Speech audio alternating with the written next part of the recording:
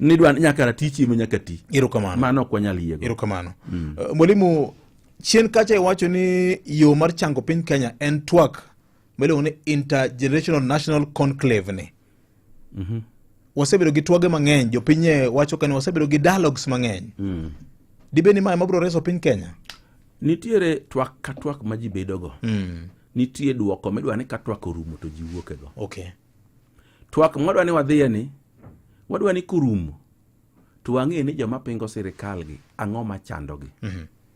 To mar ariyo, dhiye ndara sa ka sa kata gimidhine malong'o onge bendo rumo. To mar adek ma wan wang'e chunywa ka ni wabiro fwenyo joma nie tok dhiye ndara ne ka twagno bedo. Bende wasechako fwenyo lunga twak no kende, to jatend jodhiye ndara osewuok ni gin ok gidwar twak. Ok gidwar twak nikech gima gidwaro ok nyal yud e yor sheria. Iyude mana gi lawlessness. Iyude mana gi koko mineno ni. Gidwaro ni gigol president mantie tok chik.